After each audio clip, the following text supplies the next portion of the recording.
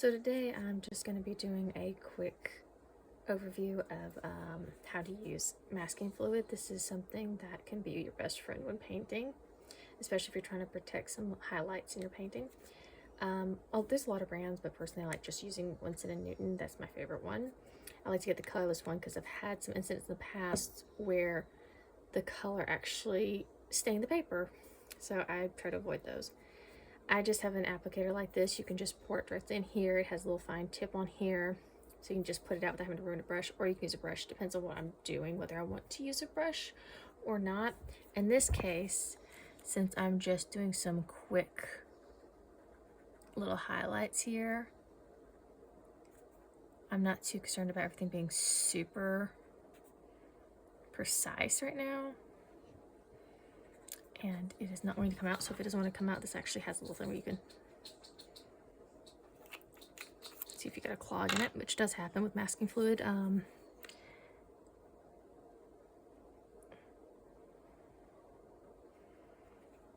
still having a little technical difficulty with that. I don't know why it's not going to come out. Sometimes you're having issues with it coming out of your tube. Take it to another piece of paper because it can blob out like that with a little bubble. And since I got it going, there you go. Because I just want to add a little highlight in that area right there. And I just want it to look like there's little lights going across the bridge right here. So I'm just going to add little dots in.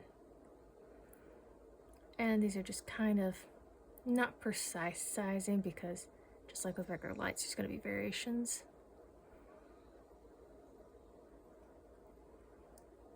Just kind of have fun with it. And then I just want some highlights coming down here in the water, specifically from that right there. So I'm just going to take and just going to drag it out a little bit, make some thinner spots.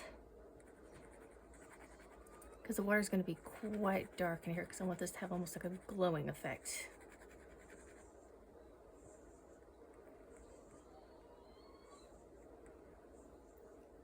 You know, a little bit of highlight from. And let's just kind of leave it at that right there. Now it's important with masking fluid to make sure that it is 100% dry before you do anything to it, because if you try to paint on it like it is right now, which I'll show you on this scrap piece right here, this is what masking fluid looks like when it's dry. But if you try to take that right there that's freshly wet, take your brush over that, that's all that's going to happen. It's just going to smear out.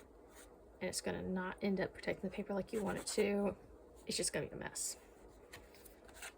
So you want to wait for this to completely dry.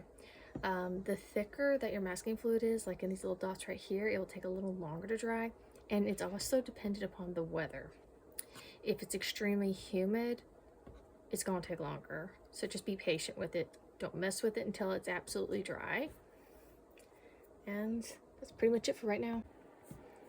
Okay, now that the masking fluid is completely dry, we're going to work on the sky right here. And since I want this to be very dark, it's supposed to be a night sky, and I really want the colors to really pop when I go to add in the highlights. So I'm actually going to take some Payne's Gray. I don't like to use black straight up because it always kind of looks a little weird. I feel like a little undertone of blue to it just kind of helps make the black a little nicer to look at. You can go ahead and pre-wet the paper if you want to, if you want to have more of a faded effect, but right now I want it to be really a deep, strong color for this.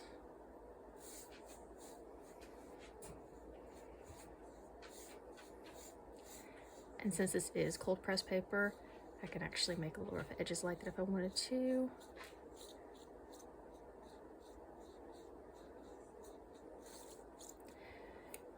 And now I'm going to add in some more water because I want it to be a little bit lighter when I get to this point right here, but not too much lighter.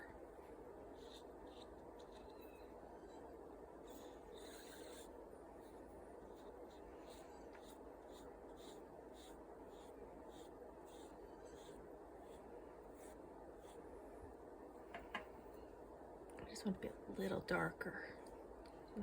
Drop in some more Payne's Gray. And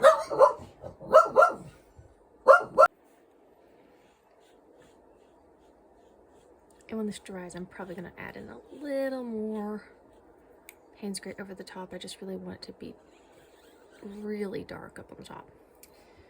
So I'm going to wash my brush out.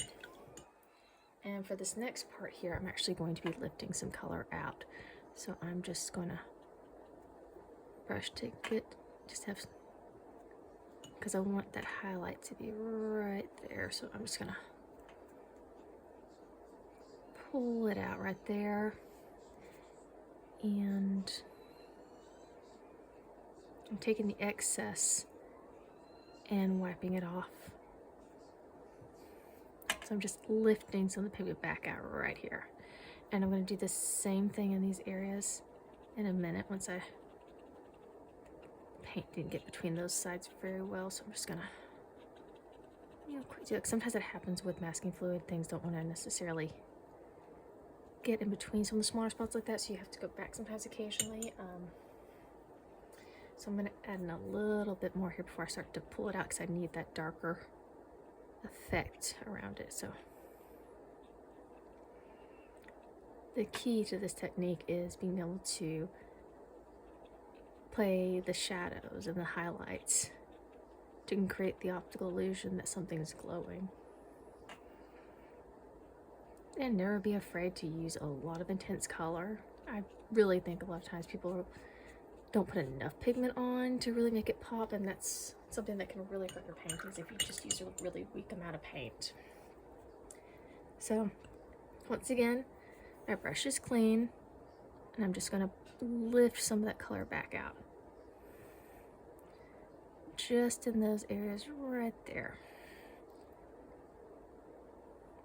You can also do this with a tissue, but I don't want it to be too much lifting. I want it to be just a light amount. So I'm just taking my brush and kind of pulling it out so it has softer edges to it.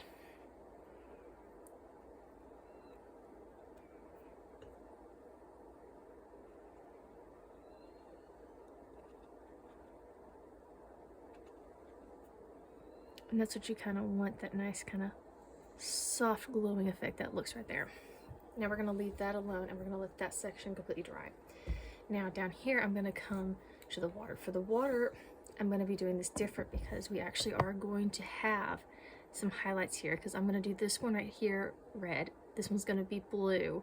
So I need some highlights in the water that kind of represent those colors. And the water is going to be very dark. So I'm going to pre-wet everything. Make sure your brush is clean. I have a little bit of blue on this still, but that is not that bad right now because I can just dilute it out. And since the colors are going to be very intense, it's not going to affect anything. If I was doing something that was a really light wash over this and it was going to be really, that would actually be a problem then, but otherwise not. And sometimes just doing these smaller paintings like this that are just kind of more of quick studies or practice things will allow you to kind of experiment with some techniques. So you don't feel like you have to do a massive painting. I mean, I do some really large ones, but these little small ones are also fun to do. Sometimes you just want to kind of play with it. And I just realized I actually have to come back in later once this dries to get the sky right here. That was a moment where I messed up a little there, but it happens.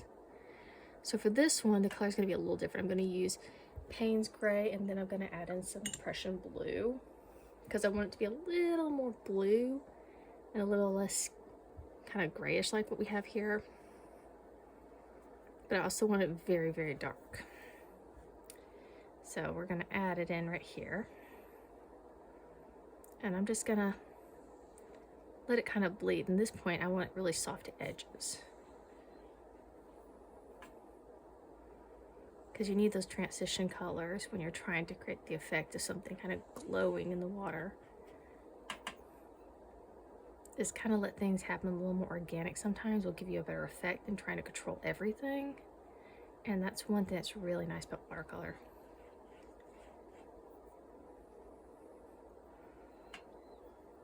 I'm going to deepen this up right here, so I'm just going to drop in some more pigment, very little water added to it. since the paper's already wet, and we're just gonna let it kind of do its thing.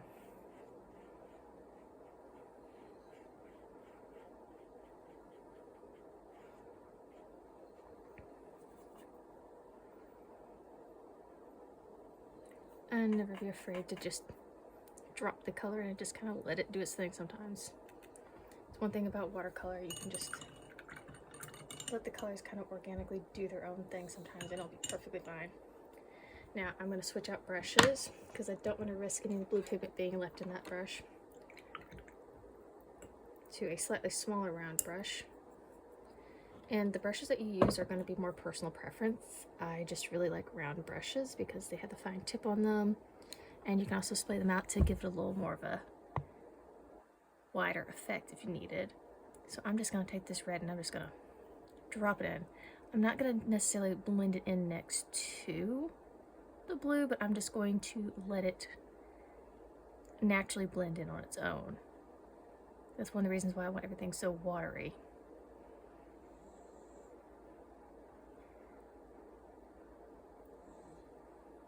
Now, with that, I'm going to lift a little of the red back out.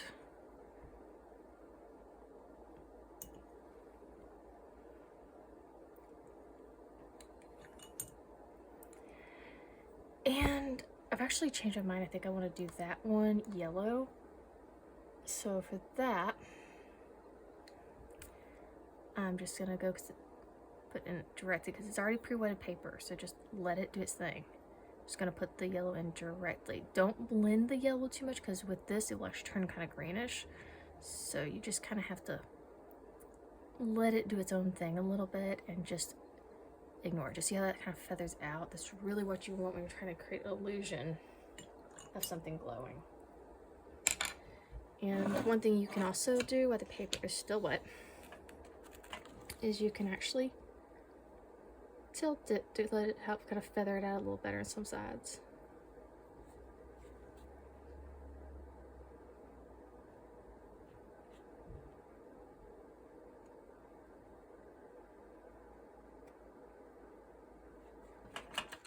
See how that's happening? And it's still keeping the yellow where it's not turning into a really green looking mess. So that is one thing why I like doing that method better. You do still run the risk of it turning into kind of a hot mess. It does happen. And I'm just going to drop in a little more of this red right here because it's not feathering out as much as I was hoping it would. And there we go. Let's try this. There we go.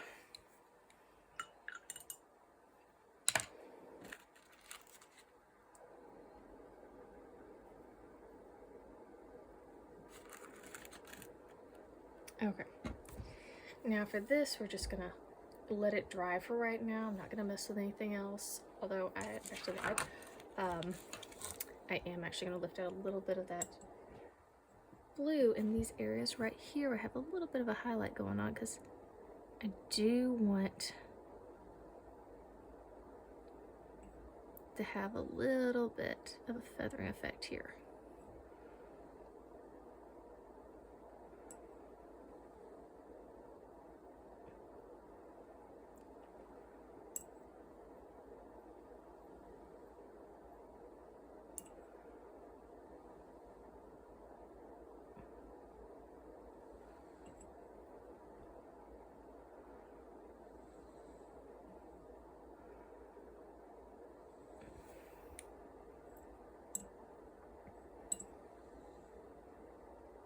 Okay.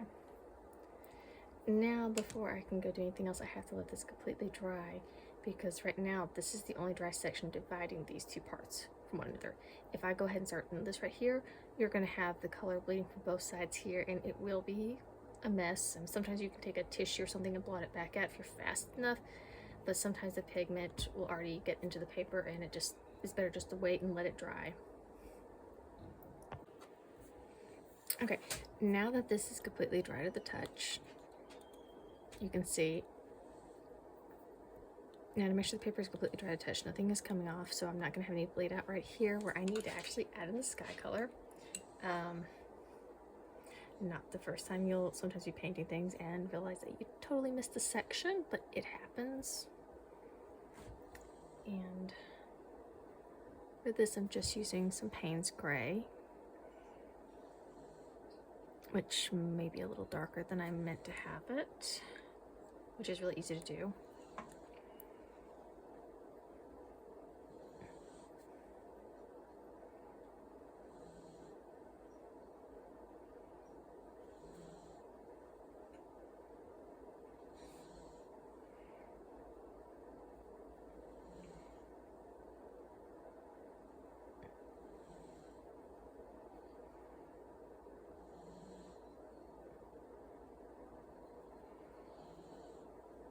There's not a lot to say at this point, so I may just end up going silent for a little bit because this is pretty self-explanatory right here.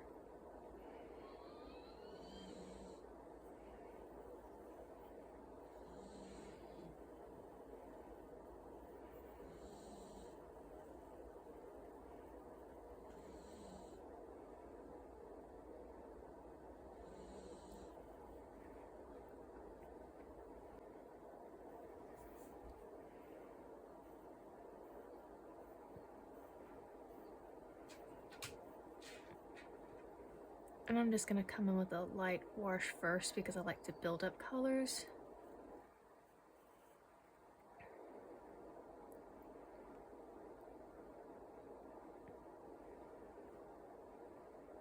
Because do note those lights up there will have some reflections on the bridge right here, so just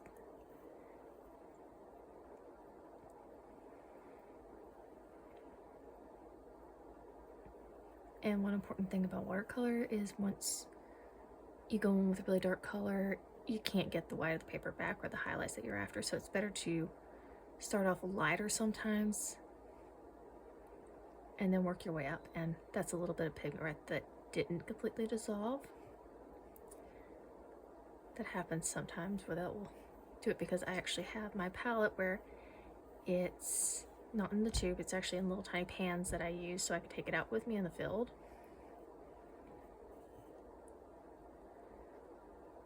In fact, one time when I was out backpacking, I thought I actually lost my palette because I couldn't find it in my backpack after unpacking all our gear from that weekend. And it turns out it was on the very bottom of my backpack. It took me a week to find it, and I thought for certain I lost my favorite palette, because I actually do have more than one palette depending on what I'm doing. I have a large one, and then I have this really small one right here that I made from an Altoid can that you can take out when you want something a little lighter. My other palette I would show it, but it looks like a hot mess because I do take it out and use it a lot, and it is not attractive looking right now. Okay, and I'm just going to add in white, still wet, a few dots of burnt umber and raw sienna mixed together. It's one of my favorite combos. And I just want this to bleed out because if you ever spent time looking at a bridge, it has little rust spots on it. Doesn't always look the neatest. Especially if it's in Alabama. Some of our bridges are in questionable condition, the very least to say. And we're just gonna let that. Okay, now everything is dry. I'm gonna go in and add a little more details to the bridge.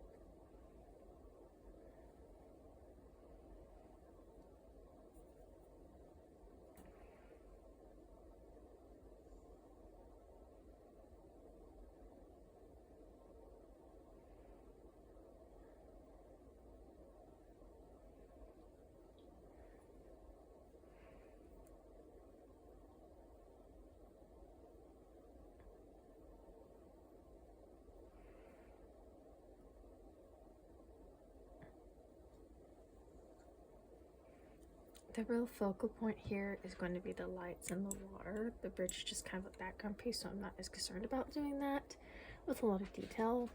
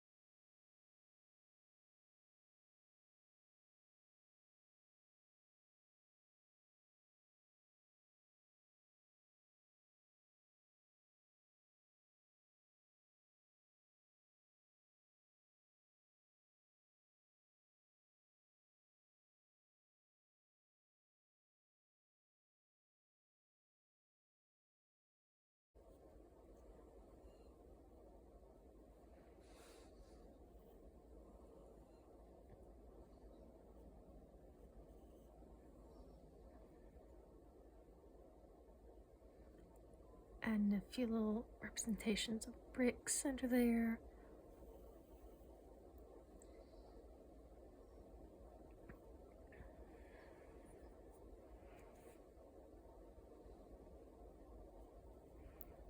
And with this, I'm just using a little quick strokes just to kind of give the idea that there's some bricks and stuff in there. And that's all I'm doing with the bridge.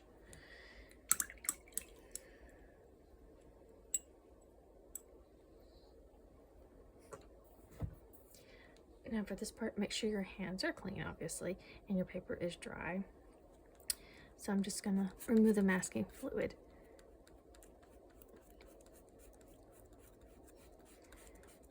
You can actually get like a little rubber tool that you can use to help pull it off with, but I just simply use my fingers because it's easier to remove the masking fluid for me, plus I can feel if it's still on there.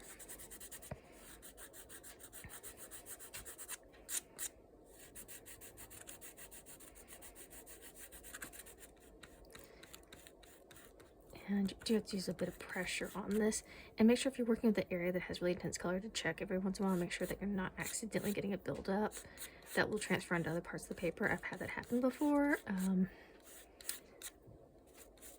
because the moisture from your hands can actually cause that to happen sometimes. I usually have issues with that in the summertime because it gets really hot down here, but in the wintertime it's not too much of an issue. I'm gonna move this little. I have to say, actually removing the masking fluid sometimes is the fun part to me.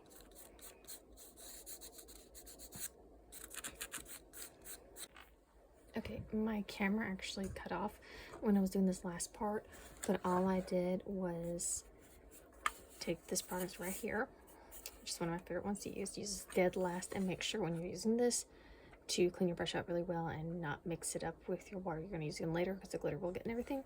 But I just mixed this glitter up really well. Got it thinned out, and I took a brush